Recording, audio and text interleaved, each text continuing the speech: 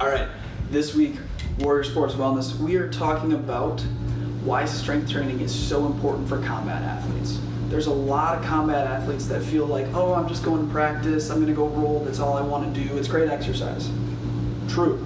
Fantastic exercise, whether you're doing striking, grappling, anything in the combat field, awesome exercise.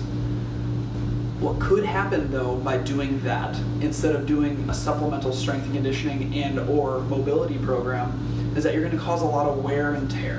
And I know, getting off into the science stuff, there's a lot of scientists or pain scientists that think wear and tear isn't a real thing. I understand that and I see that side of things. But from what I've seen and from what I've seen in the current literature is that one of the best ways to stop that wear and tear for combat athletes is to get strong. The number one way to stop degeneration is to load your joints in a way that actually promotes generation of muscle and then actual strengthening of tendons and tissues, all right? How we do that is progressive overload and is through strength training and adding in different mobility and stability exercises into your regimen. I'm not saying you have to become an Olympic lifter. I'm not saying you have to be a professional weightlifter.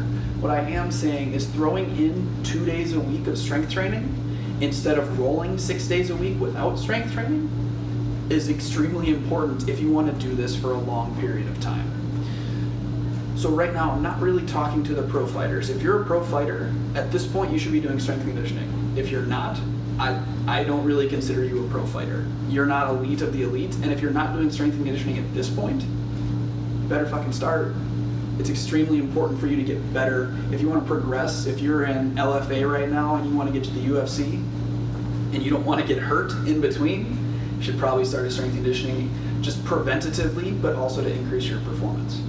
Mostly who I'm talking to right now are the recreational athletes.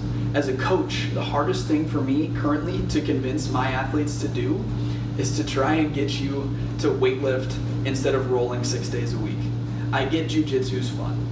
I know it's fun. I've done it. It's awesome.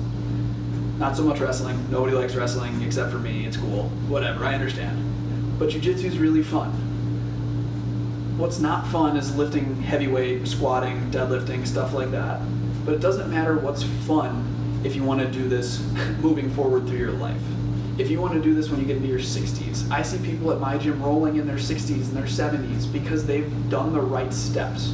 The right steps are including some mobility into their warm-up, adding some strength training in a couple days a week in order to load the tissues in a different pattern, but also in a preventative pattern. And then really focusing on good movement prep and or a good cool down moving forward through their practices. If you need to get in contact at all with me to talk about this, I'm more than willing to talk to you about this.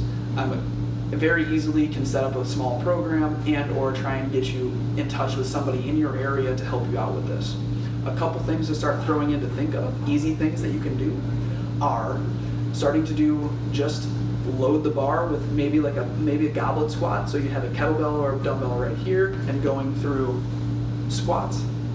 Doing some stability prep. So you've seen my low bear crawl videos. Anything off of my grappling series that I've done is great for this, as well as doing some hinge patterns.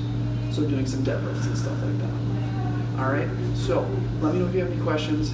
Austin@warriorsportswellness.com, as well as Instagram. Shoot me a message over there. Love to talk.